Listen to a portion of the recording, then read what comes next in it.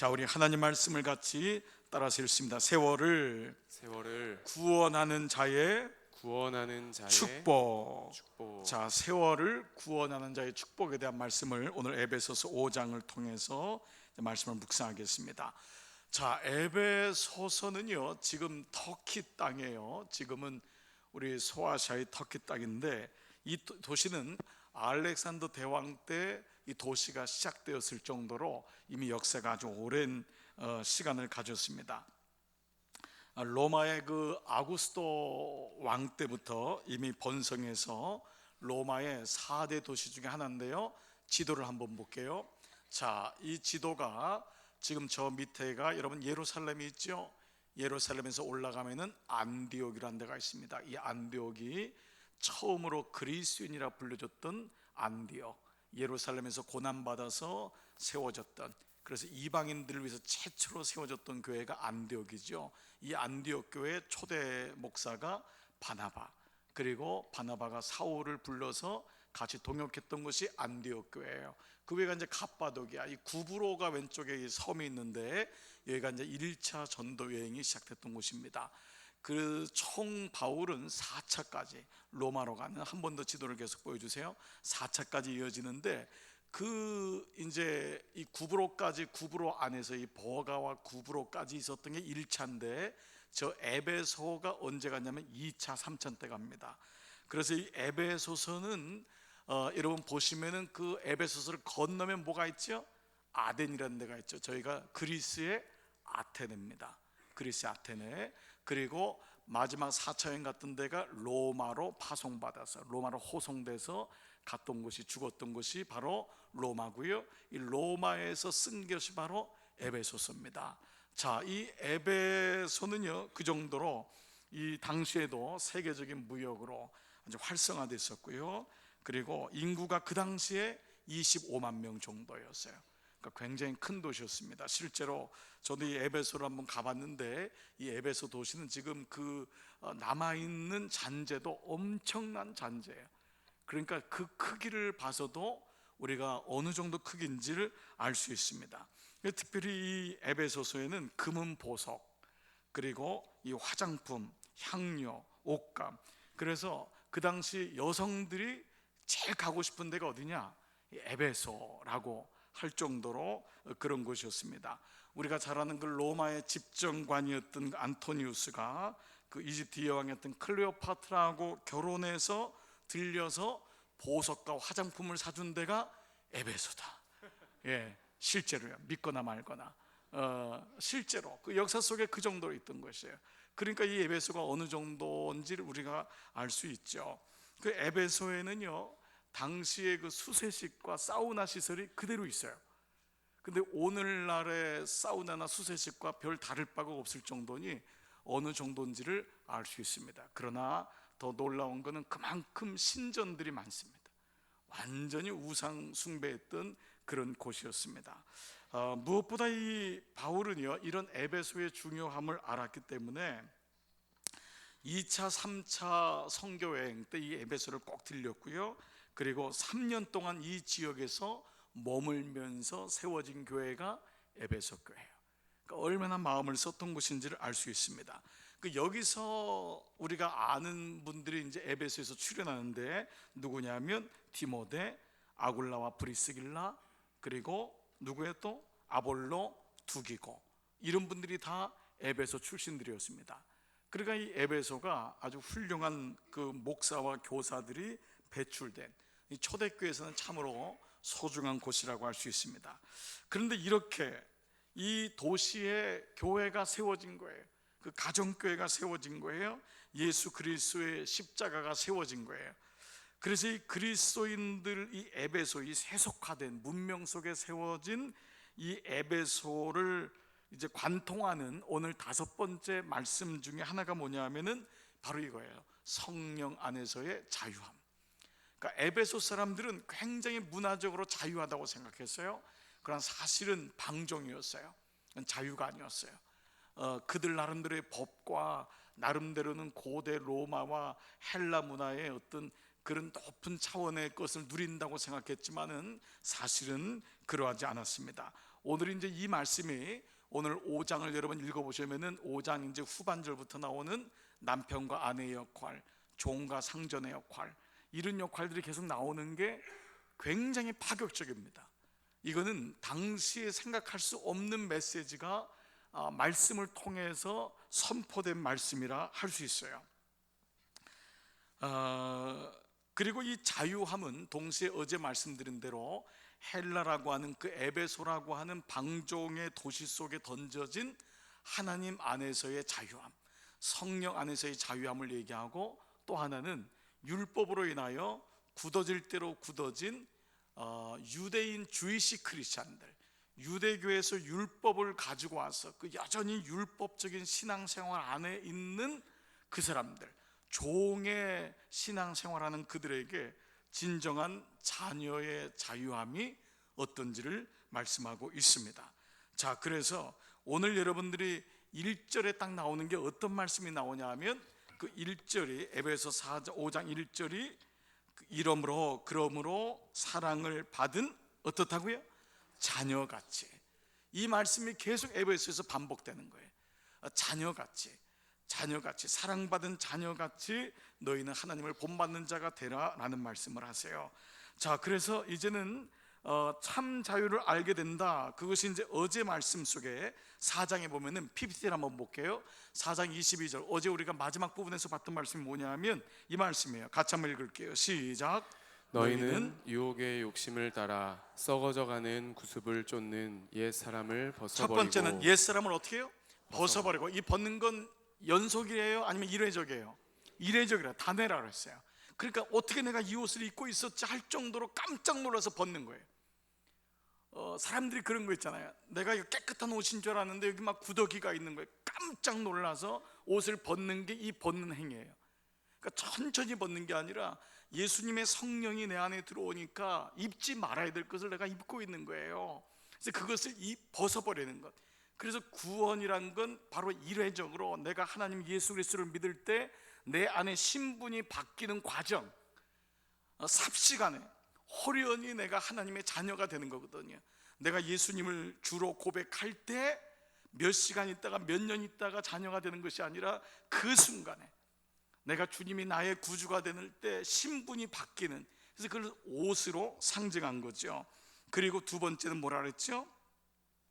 자, 심령으로 새롭게 되어 하나님을 따라 의와 진리의 거룩함으로 지으심을 받은 다 같이요 새 사람을 입으라. 이 입으라도 이거 현재 부정사로 이것도 지금 입는 거거든. 지금 당장에 한 번에 입는 거예요. 새 사람을 입는 거예요. 근데 그것이 가능한 건 뭐냐? 오직 심령으로 새롭게 되는 성령의 은혜만이 가능하다.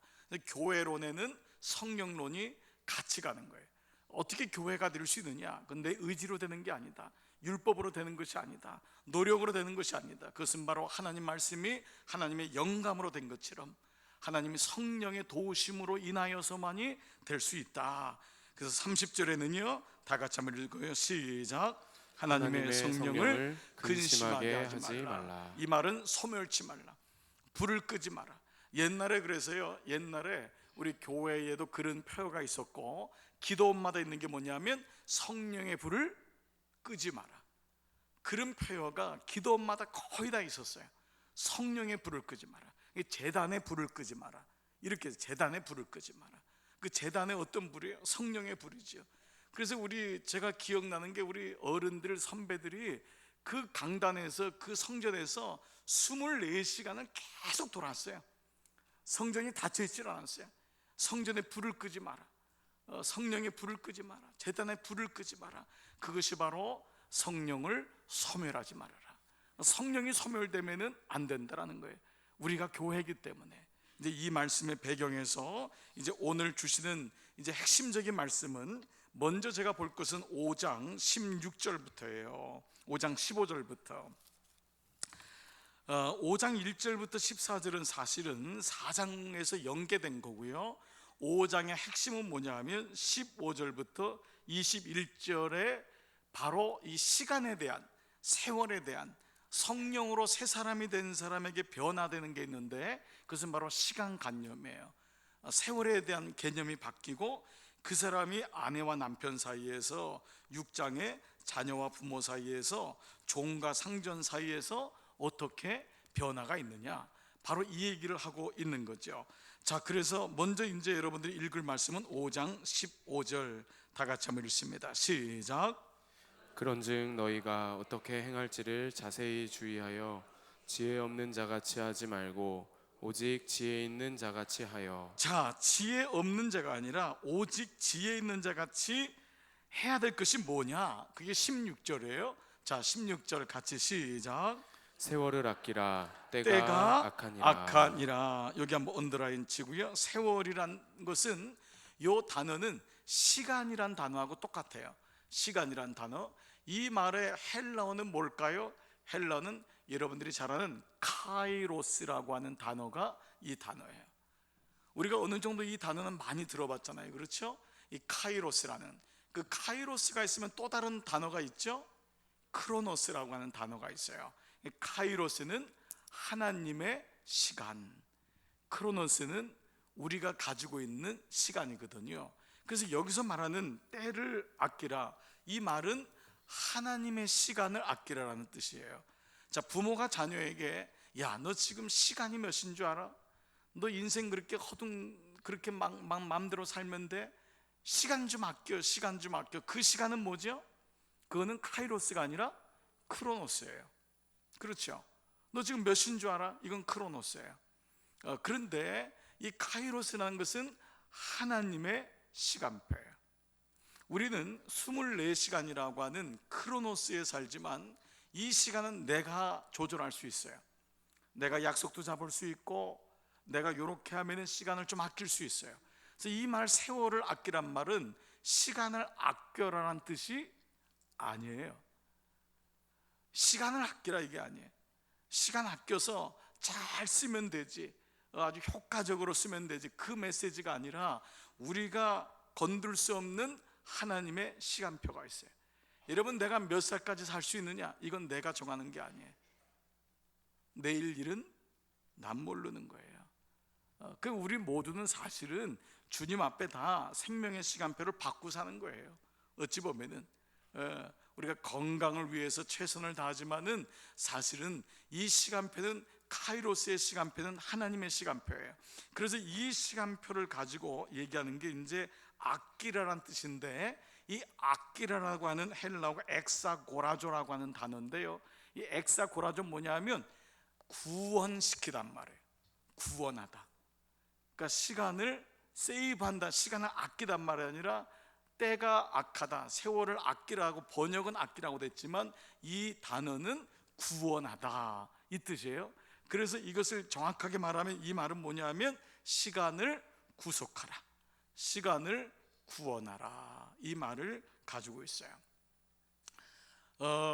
어떤 분이 크게 한번 암에 걸리셨어요. 그런데 하나님의 은혜로 회복됐어요. 그러자 저에게 이렇게 얘기했어요. 목사님, 저는 덤으로 삽니다, 그랬어요. 왜냐하면 나는 원래 죽을 목숨이었는데 웬걸 어떻게 하나님이 나에게 이 시간표를 다시 주신 거예요.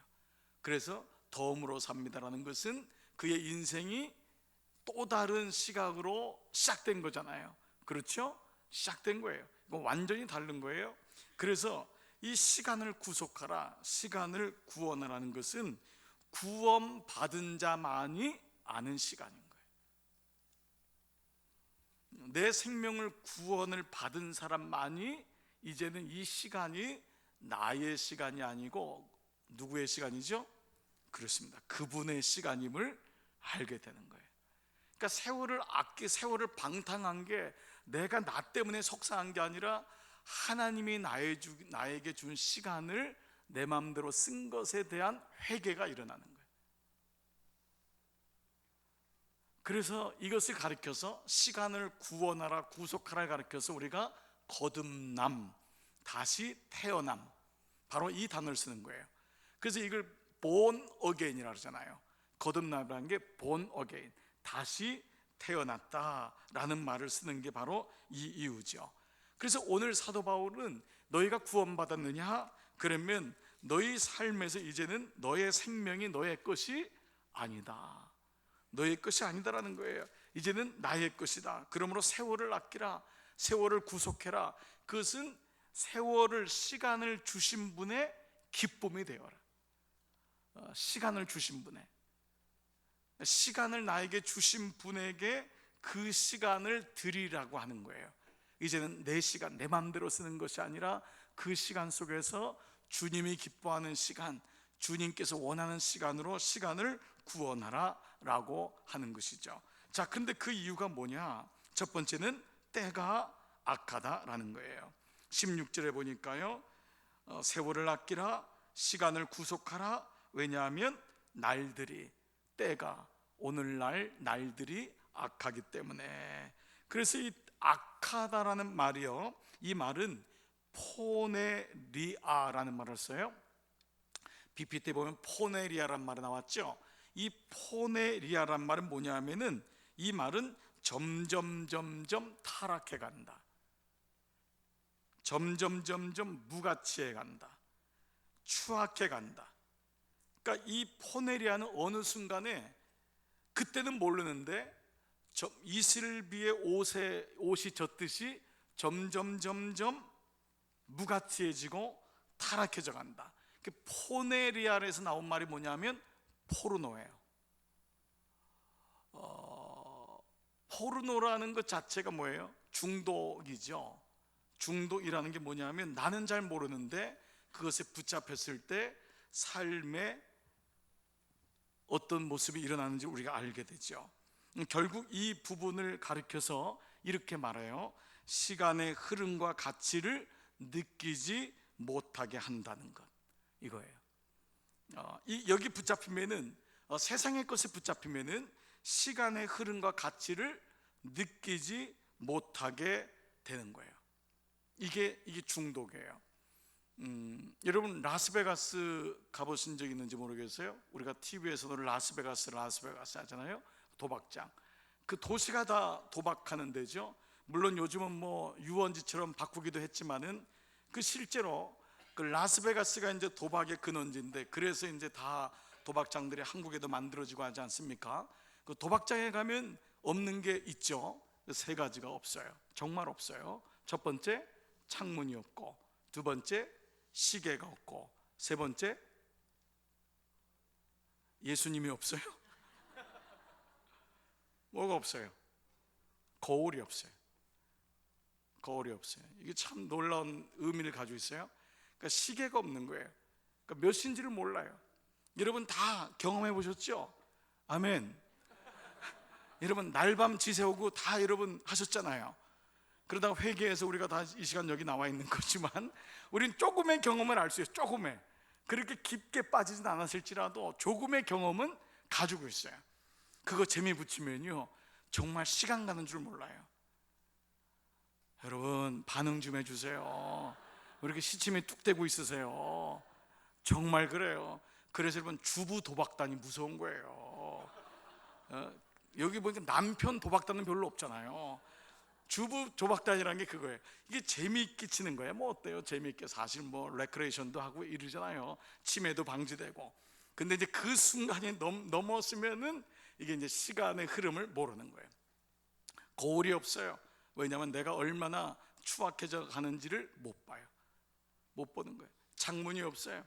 지금 날이 새벽인지 아침인지 모르는 거예요. 제가 그 워싱턴에서 있을 때 우리 정말 신실한 집사님 한 분이 계셨어요. 저는 그분이 그럴 줄 몰랐어요. 근데 나중에 이제 같이 모임에서 고백하고 같이 얘기하고 이제 다 지난 얘기니까, 그분은 미국에서 이제 박사학위를 받은 분이에요. 수학으로. 그래서 교통부에 이제 계셨던 분인데, 그분이 젊은 시절에 도박에 이게 들어간 거예요. 이 수학 머리가 있고 하니까 너무 자신이 있는 거예요. 그러니까 보니까 이게 잃어버린다는 게 이게 상상이 안 가는 거예요. 실제로 해보니까 자기가 따거든요. 따는 거 같거든요. 그러다 보니까 그 멀리 그 동부에 있는 아틀란틱이라는 곳이 있는데 거기까지 가기 시작하는 거예요. 주말만 되면 가는 거예요. 그 토요일 밤새고 성가대 주일날 와서 쓰는 거예요. 그렇게 예배를 드렸대요. 아무도 모르는 거예요. 아무도. 그 부인만 알고 있어요. 아무도 몰라. 토요일 날밤 새고 가서 하지만 속으로는 뭐예요? 나는 죄 짓는 게 아니야. 내가 이거 가지고 헌금도 해요.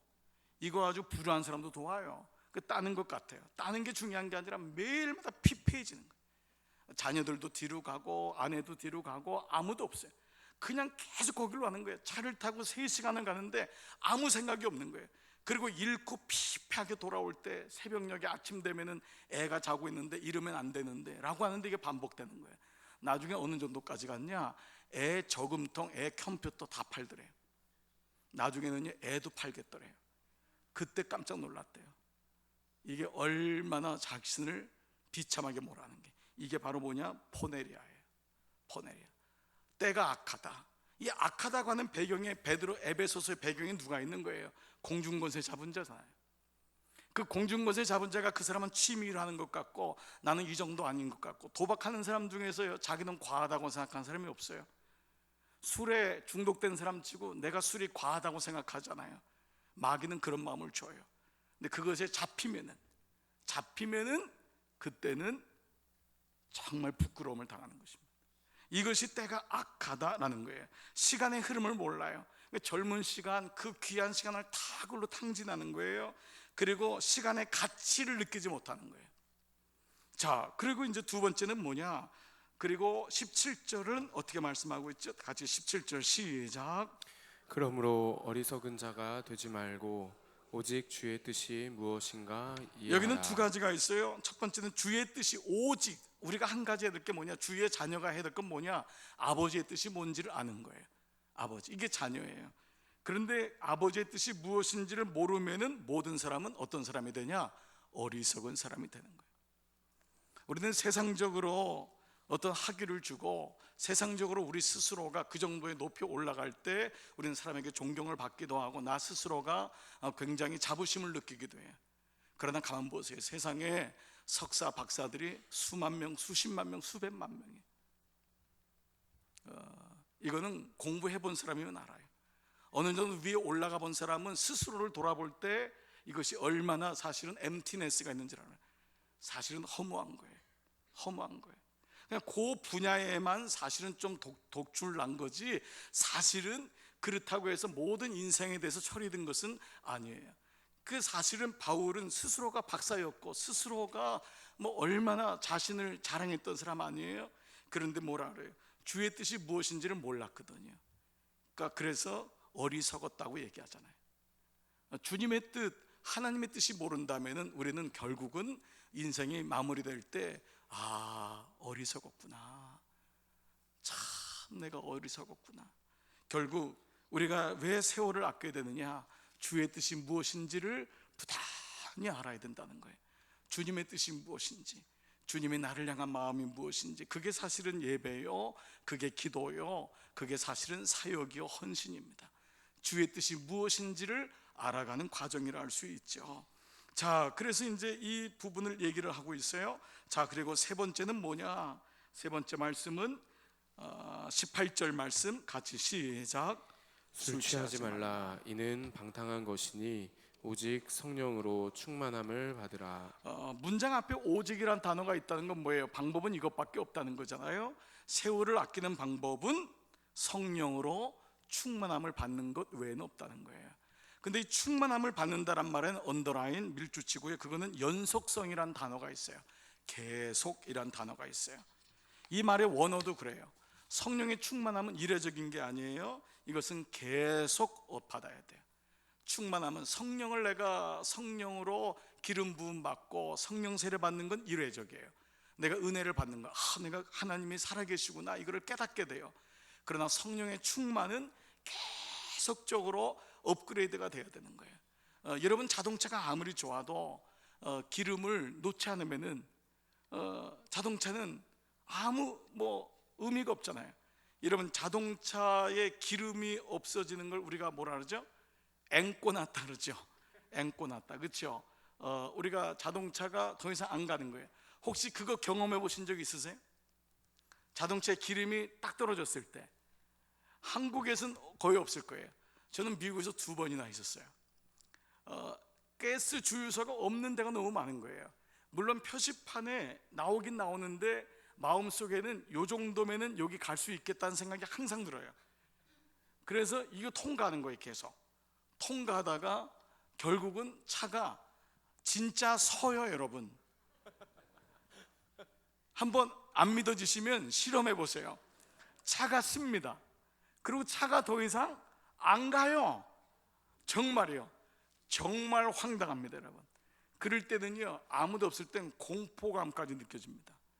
어떻게 할 거예요? 깜깜한데, 아무도 없는데 차가 섰어요. 어디다가 전화를 해요? 그런데 문제는 뭐예요? 영어가 되면 되는데 영어도 안 되면은 전화도 안 돼요. 이게 얼마나 공포스러운지 몰라요. 그래서 이민자들 처음 갈 때 그 교육을 시켜요.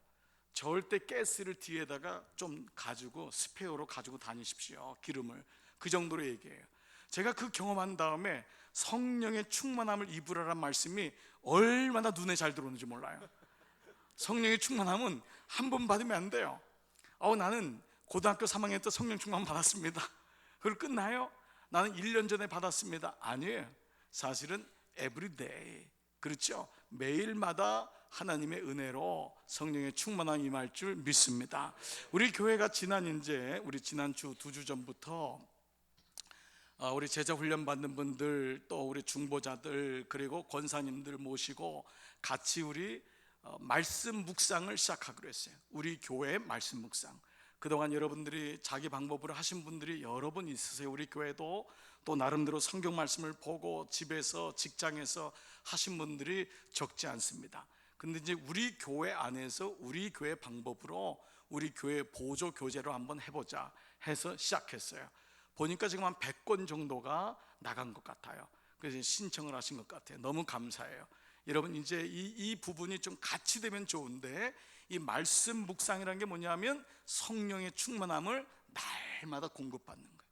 매일마다 짧게는 20분, 30분, 어찌 보면 작은 시간이지만 그 시간을 통해서 시간을 구원하는 거예요.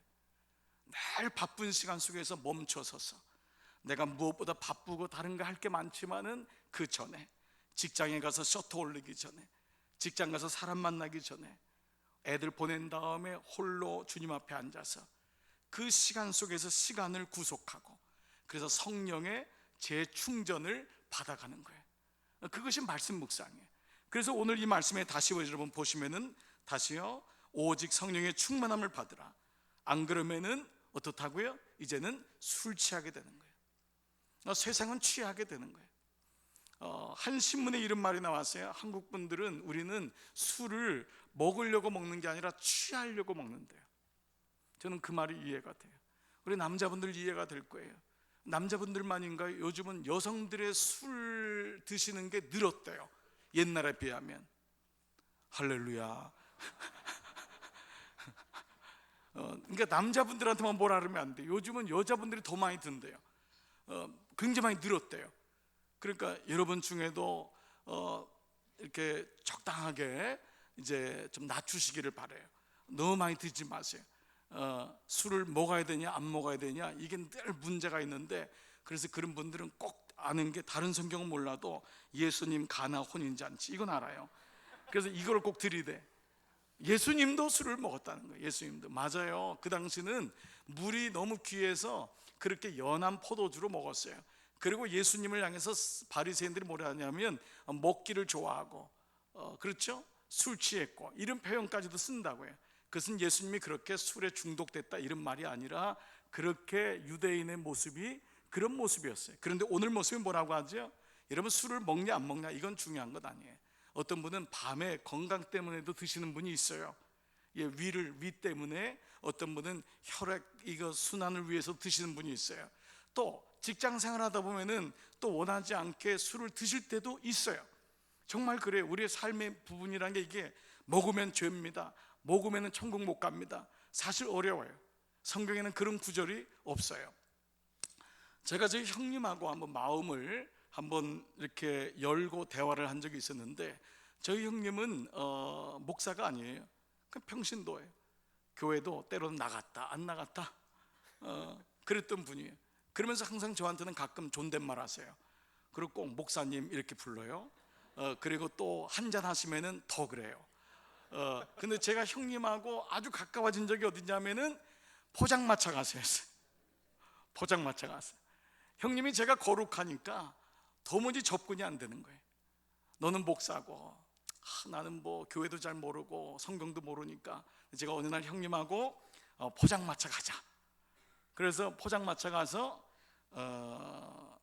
닭발 좀 시키고 오뎅 시키고 두꺼비 이렇게 시켰어요.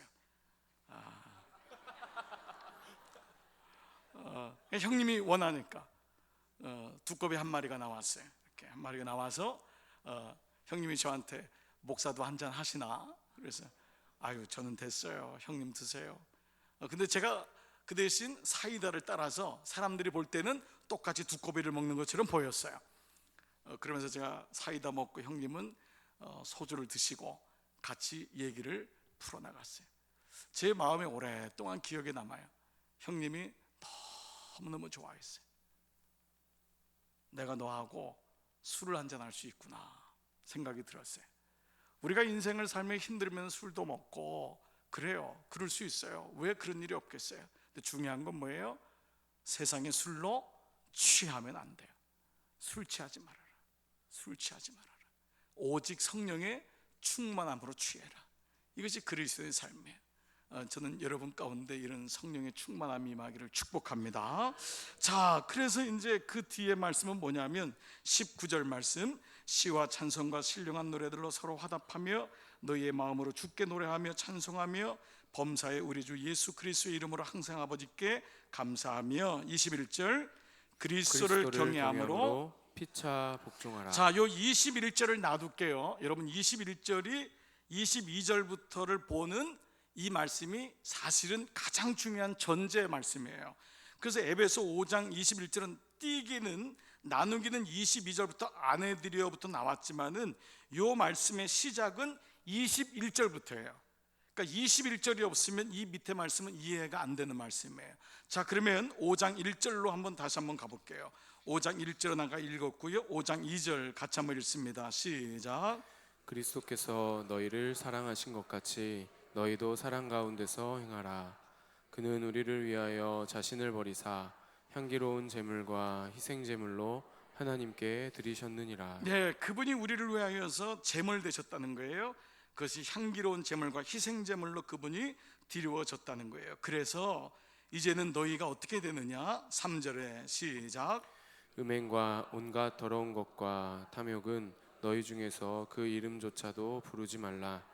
이는 성도에게 마땅한 바니라. 자, 여기에 단어가 두 개가 성도에게 마땅한, 이 마땅한이란 단어가 밑줄 그으시고요. 이게 바로 합당한과 똑같은 말이에요.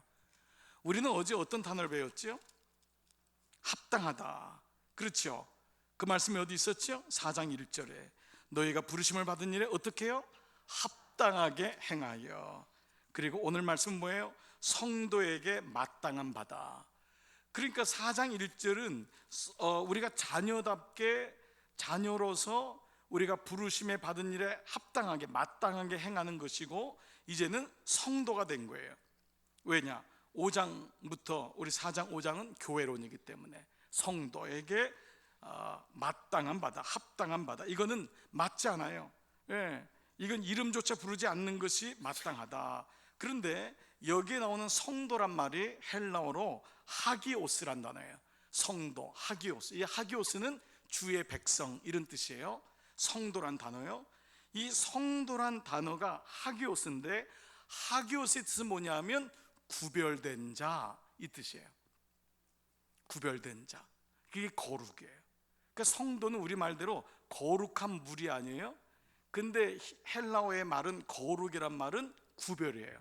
그러니까 거룩은 외관상의 거룩이 아니라 내 심령 속에 구별됐느냐. 그래서 우리가 계속 우리가 그 말씀을 나누지만 레위기의 말씀 속에서 우리가 쪽진 것을 먹으라 하는 것은 구별된 것을 먹으라. 바로 그 의미를 영적으로 가지고 있듯이 너의 삶에 세상의 끝, 음행, 탐욕 이것과는 구별돼야 된다. 성도에게 맞지 않는다. 그건 합당하지 않는다. 이 맞지 않으니까 이걸 하게 되면은 힘든 거예요. 세상에 있을 땐 몰랐어요. 근데 예수를 믿고 나니까 이제 이게 들어오면 힘들어요. 여러분, 그게 느껴지는 거예요. 이게 그만큼 우리가 이제 변한 거예요. 예수님의 옷을 입고 나니까 옷을 입지 않을 때는 좀 탐욕도 부리고 세상의 음행 속에 있고 더러운 것 해도 별로 그게 안 왔어요. 그냥 양심의 쪽은 가책이 왔어요. 그런데 이제 예수님의 새 옷을 입고 나니까 이게 나하고 합당하지 않은 거예요. 이게 맞지 않는 거예요. 이게 불편한 거예요. 그러니까 죄를 안 짓고 싶어서 의지적으로 안 짓는 게 아니라 불편하니까 떨어지는 거예요. 이게 나하고 맞지 않아요. 옛날에는 그냥 맞아서 억지로라도 한번 해봤어요. 근데 이제는 불편해. 이게 하는 게 영 나하고 맞지 않아요. 그건 뭐냐면 내가 이미 성도가 됐기 때문에, 내가 이미 구별됐기 때문에. 이 구별은 내가 구별을 짓는 것이 아니라 하나님이 나에게 새 사람을 입혀주니까 구별되어 버린 거예요. 구별되어 버린 거예요. 이게 하나님의 은혜죠. 자, 그래서 4절 말씀은 좀 더 가볼게요. 시작. 누추함과 어리석은 말이나 희롱의 말이 마땅치 마땅치 아니하니. 똑같이 언더라인. 또 뭐라고요? 마땅. 마땅치 아니하다. 합당하지 않아요. 이게 마땅치 않아요. 이게 나하고 안 맞는 거예요. 내가 안 하고 싶어서가 아니라 이게 안 돼요. 그래서 우리 마음에는 하나님이 선한 양심을 주신 거예요. 계속해서. 그래서 이제는 우리가 이 말이 아니라 어떤 말이죠? 감사하는 말을 하라. 오히려 이게 돼버리는 거예요. 감사하는 말이 나오는 거예요. 의지적으로도 물론 선택도 하겠지만 이제는 내 안에서 감사가 나오는 거예요.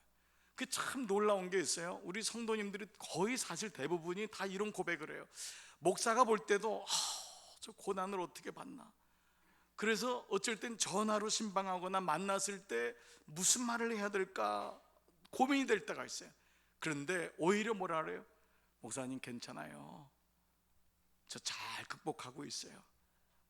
감사해요. 근데 그 감사다라고는 고백이 내 안에서 나도 모르게 나오는 거예요. 저는 이 고백을 제가 몇 번 간증을 말씀을 나눴지만은 제가 그 아이가 아팠을 때 이제 아빠로서 아비로서 할 수 있는 게 금식하는 것밖에 없으니까 그 일주일을 금식할 때 처음엔 며칠 동안은 너무 원망스러운 거예요. 어떻게 하나님 이룰 수가 있을까? 하나님의 처사에 대해서 어떤 불만이 계속 있는 거예요. 그런 가운데서 이제 막 기도가 이렇게 막 섞여지고 그렇게 일주일이 끝난 다음에 딱 금식 끝나고 일어나는데 내 입에서의 첫 번째 고백이 뭐냐 하면 감사합니다. 그래, 그때 좀 깜짝 놀랐어요. 이게 정말 하나님이 내 안에서 주시는 말과 내 육체가 하는 말은 다르구나. 그래서 이 말씀에도 오히려 감사하는 말을 한다. 이게 성도라는 거예요. 이게 성도. 그러니까 하나님이 우리 안에서 성령이 우리 안에 주시면은 이 말을 하게 되는 거예요. 감사의 메시지. 5절 말씀 보세요. 시작. 너희도 정녕 이것을 알거니와 음행하는 자나 더러운 자나 탐하는 자 곧 우상 숭배자는 다 그리스도와 하나님의 나라에서 기업을 얻지 자, 못하리니. 여기 보면은 우상 숭배라는 말하고 음행과 더러운 것, 탐하는 것을 동격으로 했어요. 이것은 개인의 취향이 아니에요. 개인의 마음이 그래서 그냥 내가 이렇게 하는 거지라고 하는데 그게 아니라 성경은 우상 숭배와 음행과 더러운 자와 탐하는 자를 이퀄로 한 거예요. 이거는 뭐냐 하면 여기에는 영적인 배경이 있는 거예요. 나를 더럽게 만들고 나를 음행하게 만들고 나를 끊임없이 탐욕으로 몰고 가는 자가 있는 거예요. 베드로후서 2장 19절에 진자는 이긴 자의 종이 되는 거예요. 붙잡히는 거예요. 그래서 이 얘기가 우상 숭배와 똑같이, 그래서 이 사람은 뭐냐? 그리스도와 하나님 나라에서 기업을 얻지 못하게 된다. 기업이 없어요. 하나님이 주실 게 없는 게, 받을 게 없는 거예요. 자, 6절 말씀 시작. 헛된 말로 너희를 속이지 못하게 하라. 이로 말미암아 하나님의 진노가 불순종의 아들들에게 임하나니. 교회 안에 이런 일들이 있었어요. 그래서 7절에 그러므로 그들과 함께하는 자가 되지 말라. 왜냐? 8절에 너희가 전에는 뭐였어요? 어둠이었는데 이제는 주 안에서 빛이라. 제자들에게 예수님이 뭐라고 했냐면 너희는 세상의 빛이다 그랬어요. 이게 그냥 이게 어떤 빛이 될 거다, 미래형이 아니에요. 빛이다 그랬어요. 현재예요. 제자들이 얼마나 놀랐을까요? 갈릴리 총구석에서 예수님 쫓아온 그들에게 예수님이 뭐라 그래요? 너희가 세상의 빛이야, 세상의 소금이야. 그러니까 이 말씀이 뭐예요? 바로 이것이 이례적인 거예요. 이것은 즉시적인 거예요. 내가 어둠이었는데 예수님하고 내가 접속이 되니까 그때부터 내가 빛이 되는 거예요. 빛이 될 거라가 아니라 빛인 거예요. 여러분, 내가 예수 안에 있으면 이 시간도 마찬가지예요. 주님이 너는 빛이야, 너는 소금이야, 나의 자녀야, 너가 자녀가 될 거야가 아니에요. 빛이 될 거야가 아니에요. 지금 내가 빛인 줄 믿습니다. 그래서 내가 어둠인 거예요. 어둠이 물러가는 방법은 뭐예요? 빛이 오면 돼요. 어둠을 자꾸 물러가라 할 필요 없어요. 그냥 이렇게 전기를 켜면 돼요. 여러분, 어두운 방에 들어가서 어두움아 물러가라 이렇게 소리치지 마세요. 그냥 이렇게 뭐라 그래, 이걸 스위치를 올리면 돼요. 스위치를 올리면 돼요. 제가 이 예수님을 믿으면서요, 마귀에 대해서 우리가 알아야 돼요. 그러나 너무 마귀에 대해서만 알려고 하다 보니까 예수님을 연구할 시간이, 예수님을 만날 시간이 없는 거예요. 여러분, 그냥 마귀는 예수님 만나면 사라져요. 아멘. 너무 기도를 연구하다 보니까 기도할 시간이 없대요. 마찬가지로 마귀를 너무 알려고, 그리고 어떤 분은 정말 그 마귀에 이렇게 막 이렇게 딱 이렇게 붙잡혀 가지고 마귀가 뭔지, 귀신이 뭔지, 근데 이게 더 가면 귀신론이 되는 거예요. 그 예수님이 빛이 되는 거예요. 빛이 임하면 어두움은 사라지는 거예요. 여러분 마음속에 어두움이 있잖아요. 우리 마음속에 다 있어요. 그 어두움을 물러내는 유일한 방법은 뭐예요? 빛이 오면 돼요. 빛 대신 예수님이 오면 돼요. 여러분, 이 사실을 날마다 잊지 마세요. 빛이 오시면 된다. 아멘. 자, 그래서 9절에 보니까 빛의 열매는 다 같이요, 모든 착함과 의로움과 진실함에 있다. 이제 우리의 삶에 있다는 걸 얘기하고 10절 말씀 시작. 주를 기쁘시게 할 것이 무엇인가 시험하여 보라. 자, 우리에게 이러한 믿음이 생기면은 주님이 기쁘시게, 주님께서 기뻐하시는 게 무언지에 대해서 시험할 수 있는 마음이 생기는 거예요. 이것은 마음대로 내가 주님을 뭐 흔든다 이런 개념이 아니잖아요. 내 삶 속에서 한 걸음 나갈 때 이걸 주님이 기뻐하시는지 아니신지, 그분이 뭐를 기뻐하시는지에 대해서 마음이 생기는 거예요. 찬양 가사에 나 주님의 기쁨 되기 원하네 라는 찬양이 있었어요. 이 찬양이 1980년대 후반쯤에 만들어졌어요. 이 찬양이 얼마나 강력했던지 제가 아직도 기억해요. 그 찬양 집회, 말씀 집회에 젊은이들이 모여서 나 주님의 기쁨 되기 원하네, 그 찬양이 너무 오랫동안 제 안에 있었어요. 나 주님의 기쁨 되기 원하네. 이게 주님을 모신 사람의 소망인 거예요. 주님의 기쁨 되기 원하네. 주님이 뭐를 기뻐하실까? 여러분이 어떤 일을 한 다음에요, 그런 마음이 들 때가 있어요. 야, 정말 주님이 기뻐하시겠구나, 그런 마음이 들 때가 있잖아요. 이거 정말 주님이 기뻐하시겠다. 그것을 시험하여 보라. 주님은 시험을 받을 분도 아니시지만 이 말은 내 마음속에 그러한 마음이 생기는 거예요. 주님이 정말 기뻐하시겠다. 우리 집을 보면은 주님이 너무 기뻐하시겠다. 우리 자녀를 보면은 주님이 기뻐하시겠다. 우리 교회를 보면은 주님이 기뻐하시겠다. 여러분, 주님의 기쁨 되기를 소원합니다. 자, 그래서 이 말씀이 이제 그 11절, 12절, 13절, 14절 이어져요. 자, 그래서 13절 볼게요.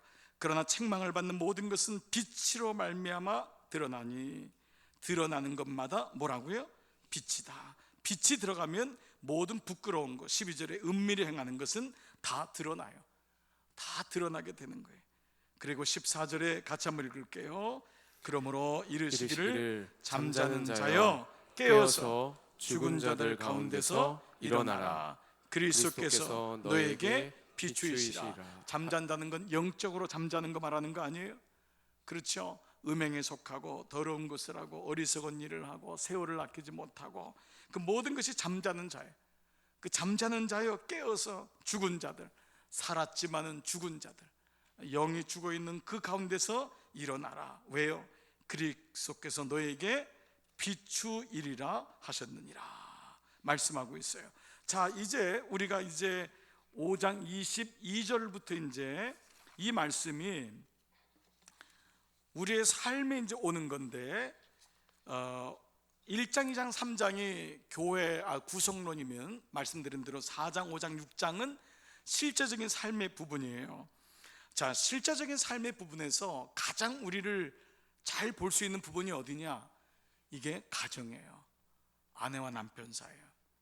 이거는 속일 수가 없는 거예요. 그래서 이 부분이 어려운 부분이기도 해요. 근데 이 부분을 주님께서 말씀하는 거예요. 너가 구원받은 자로, 너가 빛이라면, 너가 이제는 새 사람을 입었으면은 아내와 남편 사이에서 어떤 관계가 이루어져야 되느냐라는 것을 말씀하고 있어요. 자, 그런데 오늘 말씀을 여러분들이 읽으면 첫 번째 말씀이 1절, 22절 이 말씀 자체가 여러분에게 좀 걸림이 될 수 있어요. 자, 일반적이라고 느껴질 수 있는 사람도 있고요. 22절 같이 한번 읽어요. 시작. 아내들이여 자기 남편에게 복종하기를 주께 하듯 하라. 자, 이 두 가지 반응이에요. 하나는 그래. 여러분 중에는 굉장히 지금 순종이 잘 되고 또 이런 부분에서는 문제가 없는 분들은 뭐 당연하지 라고 받아들일 수 있어요. 또 오랫동안 이 말씀을 그냥 생각 없이 받아들인 분은 그럴 수 있어요. 근데 두 번째 반응은 아무리 말씀이지만 조금은 좀 받아들이기가 어렵다라는 부분이 있어요. 왜냐하면은 남편에게 복종을 하는 게 좋은데 복종하는데 어떻게 하라고요? 주께 하듯 하라. 그냥 복종도 아니고 주님께 복종하게 하라. 이런 지금 얼굴 색깔이 지금 변하고 있어요. 지금 그냥 복종은 해. 내가 그냥 밥도 해주고 그래 까짓 것. 지금 여성을 지금 대변하려고 하니까 제가 이런 마음속에 그래 50년만 고생하면 되지 뭐 이런. 근데 어떤 분은 50년이 더 넘는 분도 있어요. 그러니까 막 이런 마음에 내가 뭐 그거 뭐 애들 보고 못 참겠어. 아휴 주여 그냥 뭐 그 집 귀신이 되라고 했으니까 어떻게 뭐 이러면서 내가 참아요. 참을인을 3번 쓰고 그래 주님이 복종하라고 했으니까 복종해야지. 그런데 그 다음 말씀이 뭐냐? 주께 하듯 하라. 그래서 어떤 분은 이걸 지우는 분이 있어요. 그분 에베소서엔 이 말씀이 없어. 주께 하듯, 이건 못하겠다는. 내가 복종은 하지만 주께 하듯 하라. 이건 정말 목사님, 이거는 사도 바울이 이건 결혼을 안 해봐서 그렇습니다. 정말 그럴까? 자, 그런데 그 23절은 더해요. 이는 남편이 아내의 뭐라고요? 머리를. 이는 남편이 아내의 머리됨이 그리스도께서 교회의 머리됨과 같으니. 자, 남편이 아내의 머리가 되기 때문에 남편에게 복종하래요. 그런데 그것을 상관관계를 동등하게 뭐라고 했냐면 예수님이 교회의 머리가 된 것처럼. 자, 그리고 고린도후서 11장 2절에도 실제로 바울은 남자의 머리는 그리스도요, 여자의 머리는 남자요, 그리스도의 머리는 하나님이다, 이 말씀을 하고 있어요. 좀 더 구체적이죠. 자, 그래서 지금 말씀드린 대로 복종하는 것은 내가 받아들이겠지만은 주님께 복종하라고 하듯이 해야 되느냐? 그러면 이런 반응이 나오는 거예요. 정말 복종할 만하면은 내가 복종하겠지만 사실 목사님은 모르지만 우리 남편을 보면은 그런 마음이 안 생깁니다. 내가 여기서는 아멘 하겠지만 그런 마음이 안 생깁니다. 그래서 우리가 살아보세요 뭐 이런 얘기를 하는 이유가 그거 아니에요?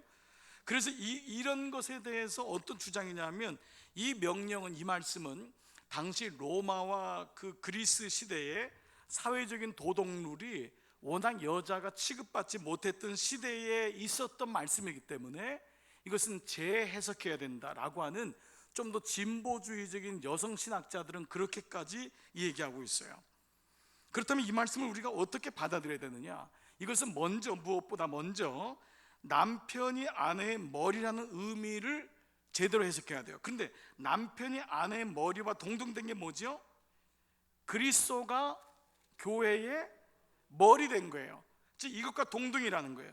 즉 이 말은 남자가 위고 남자가 여자의 머리라고 해서 남자가 위고 여자가 하급적인 어떤 이런 강압적인 지배를 받아야 되는 어떤 서열적인 것이 아니라 이것이 구속의 질서를 의미하는 거예요. 구원의 질서를. 무슨 말이냐? 그리스도가 교회의 머리로서 교회가 구원을 받을 수 있도록 당신이 교회를 피값으로 사신 것처럼, 교회를 자기 몸을 들여서 당신이 죽으심으로 교회가 세워진 것처럼 남편도 아내에게 그런 자가 돼야 된다. 이 의미예요. 이게 사실 정확한 의미예요. 근데 왜 이 의미가, 그 남편은 이제 이 뒤에 보면 남편들이 25절 보면은 남편들은 어떻게 되느냐?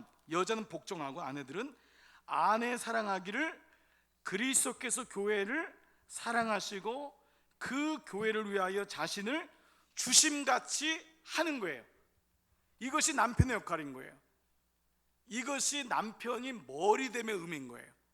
그래서 그리스도가 교회 머리됨이 남편이 아내의 머리됨하고 똑같은 거예요. 당신이 아내의 머리 된다는 것은 그리스도가 교회를 위해 죽은 것처럼 당신의 아내를 위하여 그렇게 희생하는 자가 먼저 되어야 된다는 거예요. 그러면 왜 이 말씀이 파격이냐면, 당시에 이 에베소가 있었던 로마 시대와 그리스 시대에는 아내의 역할은 출산의 역할밖에 없었어요.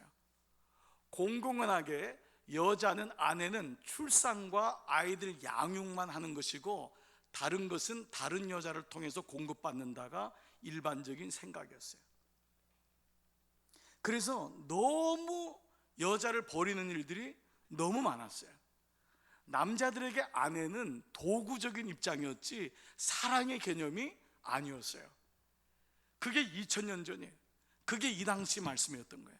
그러니까 이 기독교가 들어오면서, 말씀이 들어오면서 너무 충격적인 거예요.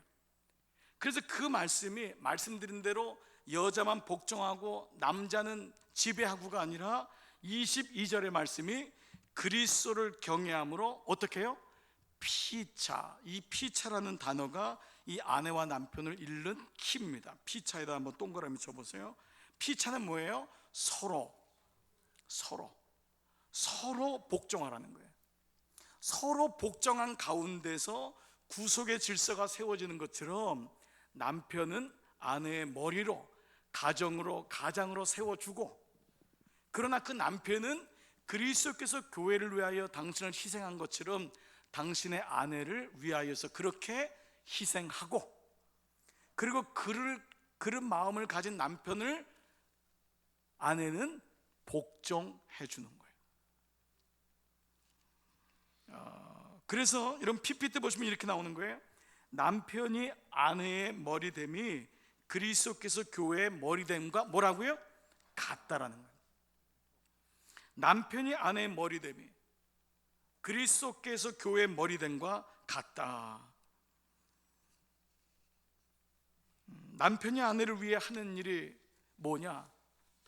그를 위하여 희생하고 그의 연약함을 줘주고, 그리스도가 교회를 위해서 한 것처럼 피차간에 복종하고, 바로 이 말을 하고 있는 거예요.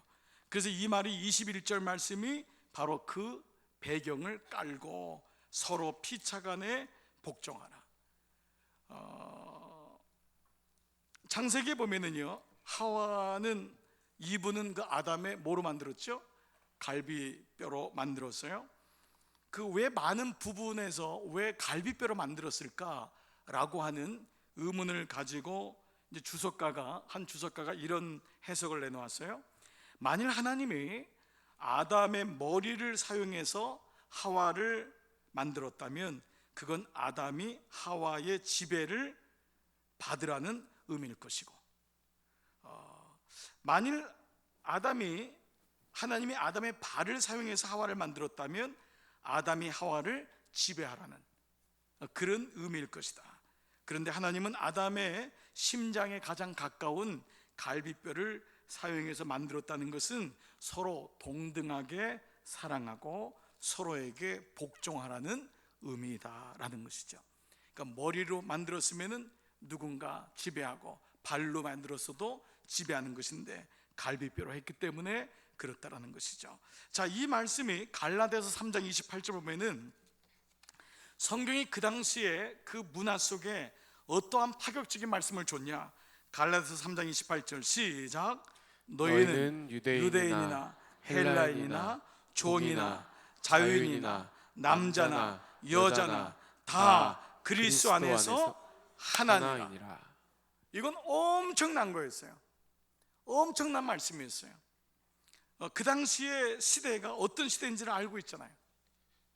모든 종도 노예로 삼고 여자와 자녀도 하찮게 여기고, 그래서 그 대부분의 남자들이 그 처음 아침에 일어나서 기도할 때 남자로 태어난 것을 감사하는 기도를 했을 정도로, 그 시대 속에서 이 바울의 메시지는 너희는 유대인이나 헬라인이나 종이나 자유인이나 남자나 여자나 다 그리스도 예수 안에서 하나다 라고 하는, 이 하나님 앞에서 만민이 평등하다라고 하는 이 복음은 너무 놀라운 복음의 메시지를 할 수 있는 것이죠. 자, 그런데 이 남자와 여자를 말씀하면서 바울이 얘기하는 건 가정을 얘기하기 위해서만이 이 말씀을 한 게 아니에요. 자, 가정에게 이런 메시지를 주면서 26절에 이 말씀을 하고 있어요. 이는 곧 물로 씻어 말씀으로 깨끗게 하사 거룩하게 하시고 자기 앞에 영광스러운 뭐로요? 교회로 세우사. 가정을 이렇게 남편과 아내를 피창 안에 복종하고 서로 사랑하고 희생하고 존중하는 이유가 뭐냐 하면은 영광스러운 교회를 세우기 위해서라는 거예요. 이게 교회예요. 그래서 가정이 세워지는 것은 교회가 세워지는, 하나님의 영광스러운 교회가 세워지는데, 그것은 티나 주름 잡힌 것이나 이런 것들이 없이 거룩하고 흠이 없게 하려는 것이다. 자, 여기서 한 가지가 이제 오늘 25절에 물로 씻어 말씀으로 깨끗게 하사라고 하는 거예요. 이 씻어라고 하는 단어가 이 말씀을 푸는 키입니다. 이 씻어라고 하는 것은 물로 씻김을 받는다라는 의미죠. 예수님이 제자들의 발을 씻길 때 베드로가 왜 목욕을 하고 싶다고 했더니 온몸을 씻은 너희는 이미 씻김을 받았기 때문에 발이면 족하다 라면서 그 유대인들이 먼지와 티끌이 많은 그들의 발을 씻어줌으로써 그것을 기억하라고 했어요. 그렇죠? 세족식이 시작된 거예요.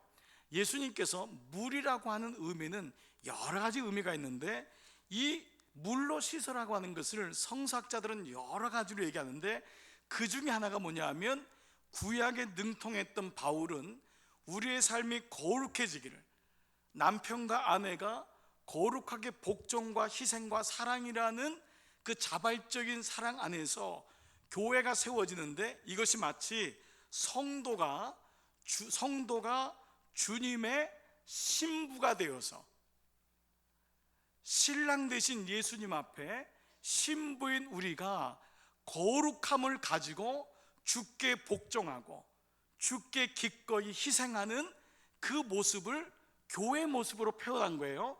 그래서 씻어라고 하는 말을 어떻게 얘기했냐면, 구약에 성막을 들어갈 때 성막의 문을 열고 들어가면은 뜰에서 처음 만나는 게 뭐냐면 물두멍이에요.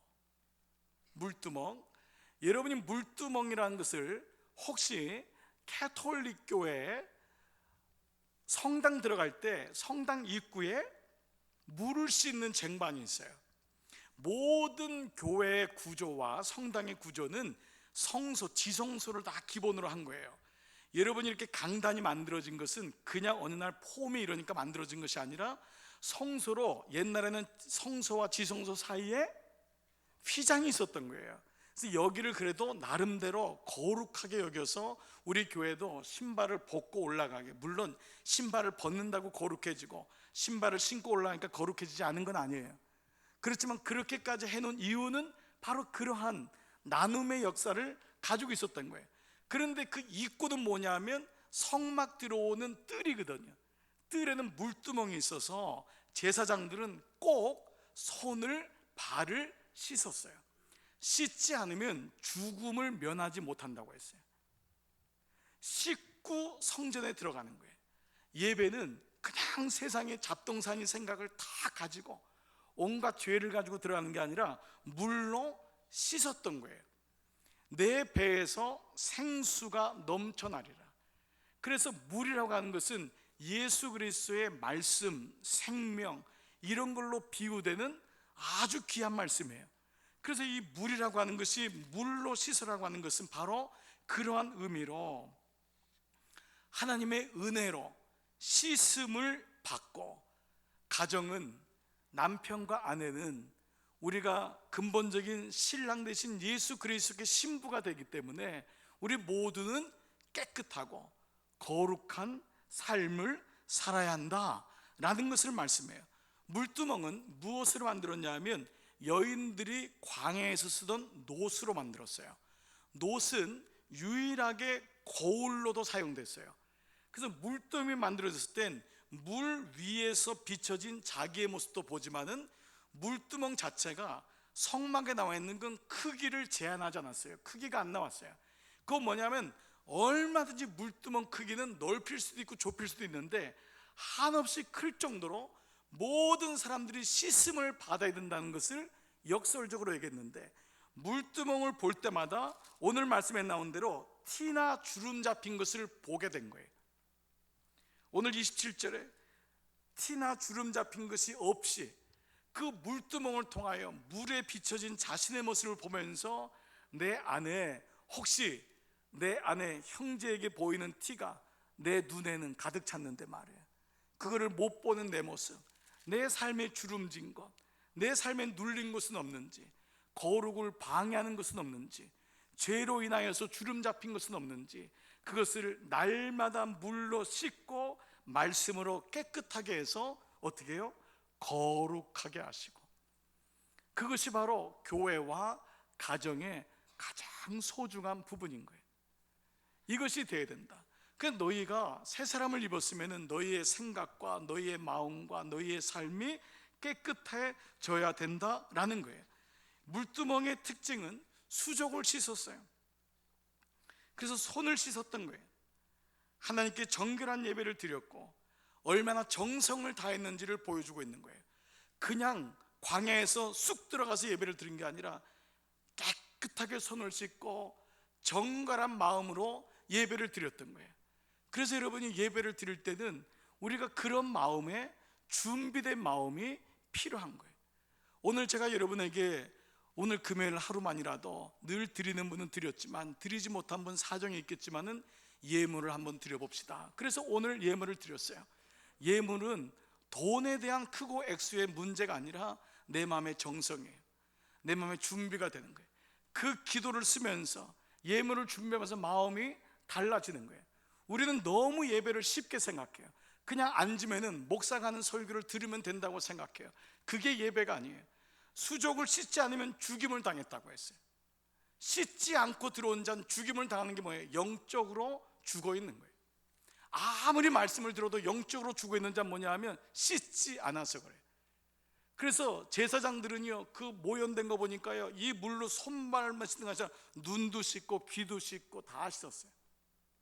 내가 듣지 말아야 될 것, 보지 말아야 될 것, 이거를 씻어냈던 거예요. 그리고 자기를 깨끗하게 한 거예요. 그리고 지성소에 들어갔던 거예요. 하나님의 예배를 드렸던 것이에요.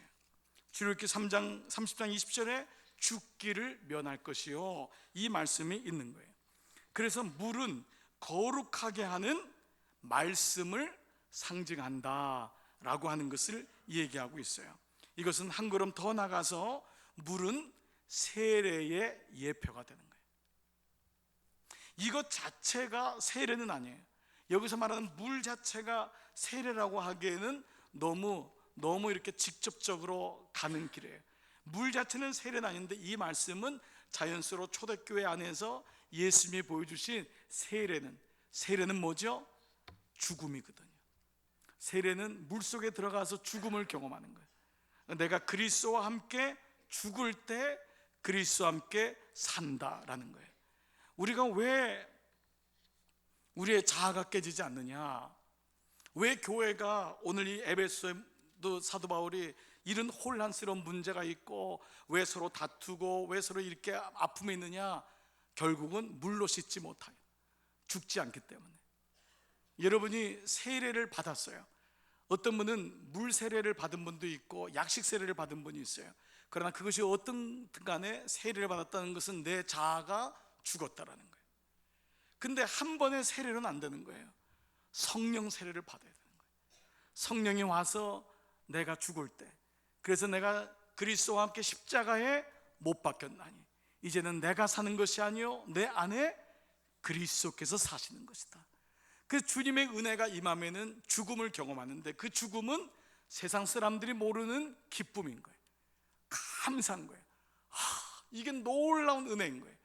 그 죽을 때 우리는 비로소 부활을 경험하는 거예요. 죽지 않으면 부활이 없는 거예요. 죽어야 돼요. 재물은 죽어야 돼요. 우리가 이 시간 모두 다 재물이 되는 거예요. 재물이 죽었을 때 그 재물의 의미가 되는 것이지 재물은 살면은 안 돼요. 제가 시골에서요 목회할 때 제일 힘들었던 게 이 닭을 잡는 거였어요. 시골 분들은 닭을 잘 잡아요. 그 닭을 이렇게 해가지고 비틀거나 단칼에 좀 잔인하게 보이지만은 그걸 잡아야지 우리가 닭고기를 먹잖아요.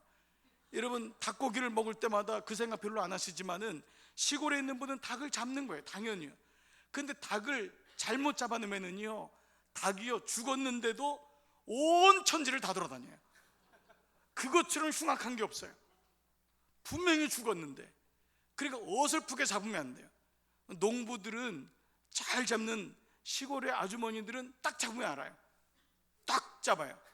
그런데 이거를 못하면은 잡고 부들부들 떨다가 어떻게 비비 꽂는데 닭도 영리하기 때문에 죽은 척을 해요. 죽은 척을 하는 거예요. 우리가 자꾸 닭머리 하지만 닭도 나름대로 삶에 이게 의지가 있기 때문에 자기 앞에서 죽어가는 애들을 보면서 죽은 척 할 수 있겠다. 그래서 이제 어설픈 저 같은 사람이 이렇게 해가지고 하면은 죽은 척 하니까 죽은 이렇게 옆에다 나는 거예요. 그런데 얘가 돌아다니네요. 얘가 막 돌아다니면서 온 사방에 피를 뿌리고 돌아다니는 거예요. 여러분 이게 은유적으로 표현해 보세요. 왜 우리가 우리 안에 이런 보탬이 많냔 말이에요.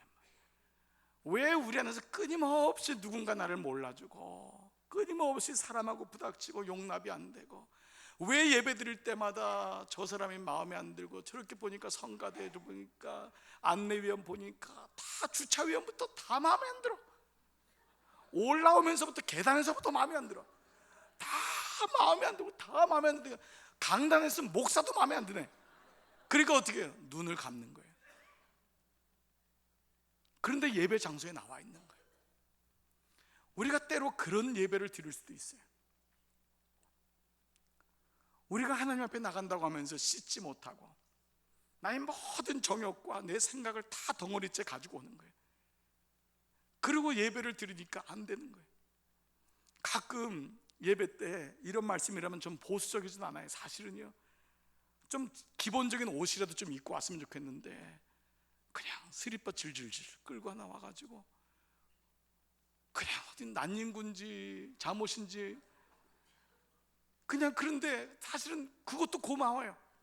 어쩔 때 그것도 고마워요. 정말이요. 그것도 고마워요. 그렇게도 와줬으면 고마워요. 어느 날 그러다 보면 난닝구도 잠옷되고 잠옷도 따로 옷이 되고 참 바뀌겠죠. 그런데 이 말씀을 모르면은 그건 예배가 아니에요. 와서 앉아 있는 거예요. 사실은요. 그래서 우리가 예배를 드릴 때마다 물로 씻어 말씀으로 깨끗게 하사 거룩하게 하사 이 말씀을 좀 가슴에 담아야 돼요. 그래서 영광스러운 교회로 세워서 내가 이렇게 하나님이 나를 영광스럽게 세웠구나. 일주일 동안 여러분 열심히 일하다가도 주일날 하면 깨끗한 옷을 한번 입고 그 나올 때 하나님 감사합니다. 티나 주름 잡힌 것이 없이 거룩하고 흠이 없게 하는 거예요. 그래서 이 말씀이 쭉 계속 이제 또 아내와 남편의 말씀으로 가다가 32절에 또 이렇게 말씀하는 거예요. 다 같이요. 이 비밀이 크도다. 나는 그리스도와 교회에 대해서 말하노라. 가정에 대해서도 말하지만은 나는 얘기하는 게 지금 그리스도와 교회에 대해서 말한다라고 우리의 영적인 가르침을 주고 있습니다. 사랑하는 여러분, 오늘 여러분 가운데 이 에베소 5장 말씀이 잘 적용되기를 축복합니다. 여러분, 이제 오늘까지 5일째 말씀을 나눴습니다. 여러분 많이 피곤하시고 힘드신 것을 다 알고 있습니다. 하루 일과 가사 일을 다 마치고 오신 여러분 다시 축복하고 내일 하루 우리 여러분 끝까지 승리하시기를 축복합니다. 우리 최은학 권사님 어머님께서 소천 하셨어요. 그래서 여러분 또 다녀오신 분도 있지만 또 이렇게 집회할 때 우리 권사님 가정에서 장례식도 있지만 여러분 내일까지 모든 집회가 은혜 가운데 잘 마쳐지기를 축복하고 여러분 내일까지 승리하시기를 다시 한번 축복합니다. 자, 옆에 사람에게 한번 인사하겠어요. 자, 내일까지 승리합시다. 한 번만 인사하겠습니다. 아멘. 여러분 고맙습니다. 우리 여성교회도 너무 감사해요. 너무 고맙고 여러분 수고하신 분들 너무 감사하고 주일학교 우리 아이들 맡아주시는 우리 전도사님들 교사분들께 감사해요. 자, 이제 여러분 오늘 이 시간 마지막 찬양 고백하면서 우리 주님 앞에 나갔으면 좋겠어요. 자, 자리에서 한번 일어나겠어요. 같이 한번 일어나셔서 같이 찬양 고백하겠습니다. 거룩하신 하나님, 주님께 감사합니다. 날 위해 이 땅에 오신 독생자 예수, 같이 고백하면서 주 앞에 나가십시다.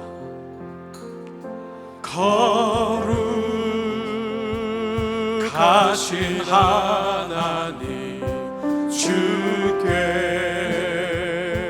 감사드리세. 날 위해 이 땅에 오신 독생자 예수,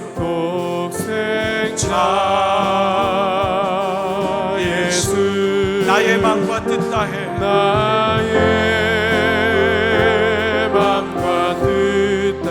주님을 사랑합니다.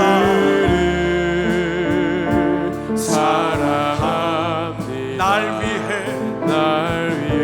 이 땅에 오신 독생자 예수, 내가 약할 때 강함 주고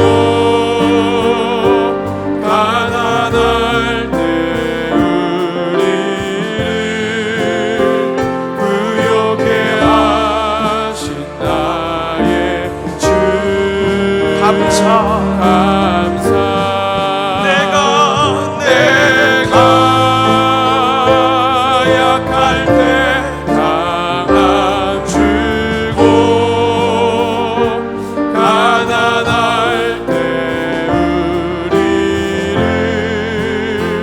구욕해 하신 나의 주, 감사.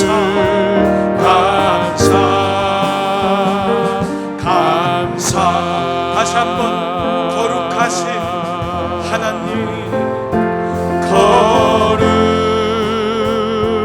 거룩하신 하나님, 주께 감사드립니다. 날 위해 이 땅에 오신 독생자 예수, 나의 마음과 뜻 다해 주를 사랑합니다. 나를 위해 이 땅에 오신 독생자 예수, 내가 약할 때 강함 주고 가난할 때 우리를 구욕해 하신 나의 주,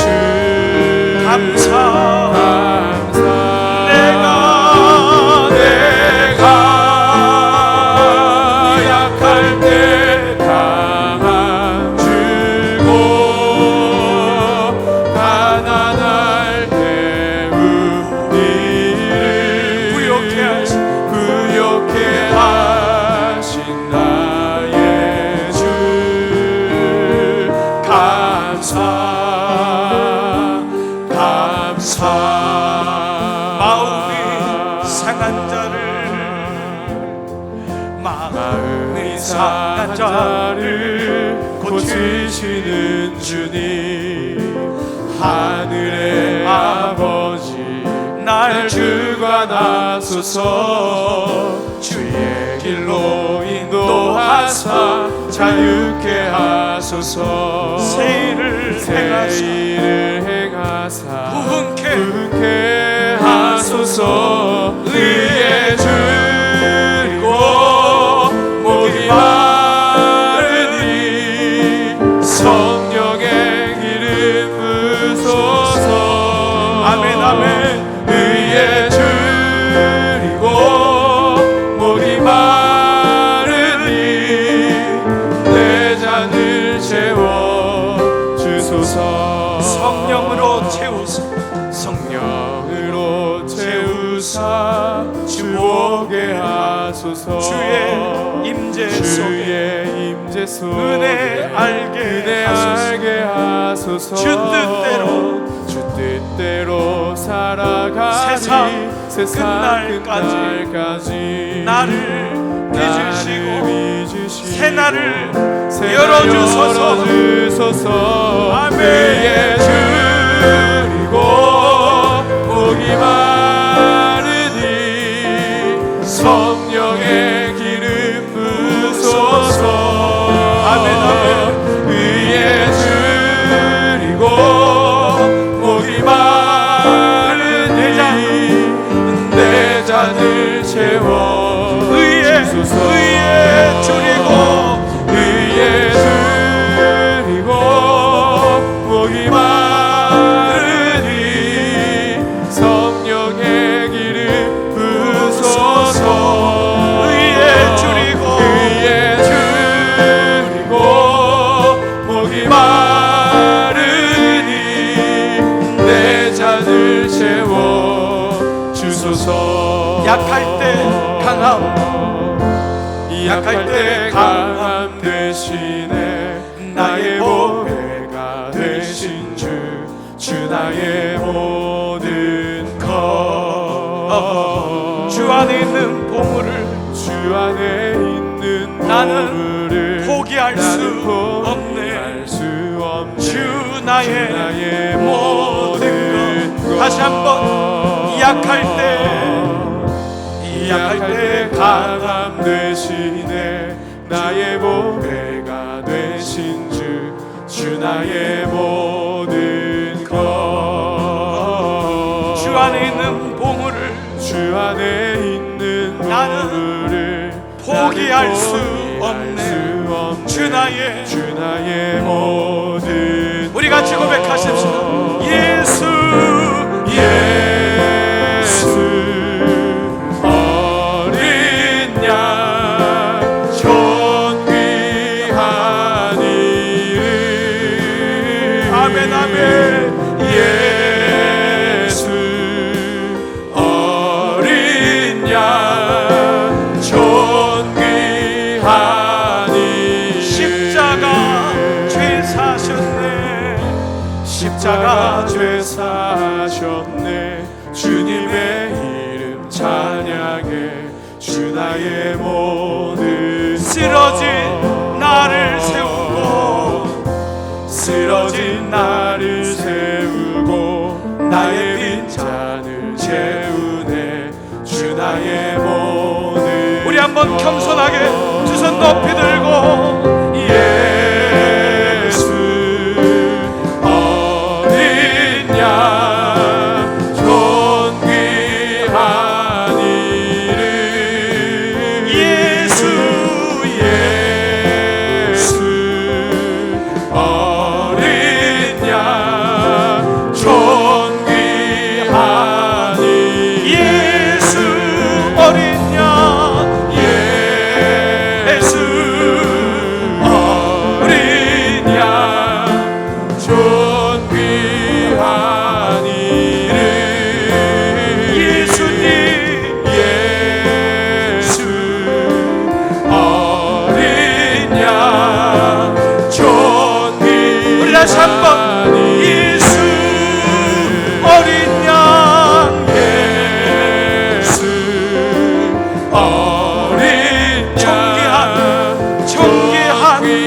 이름이 되십니다.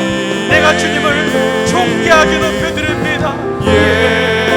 예수 어린 양 존귀한 이 시간 주님 이름 한번 부르며 함께 기도하며 나갑니다. 주여 아버지 감사합니다.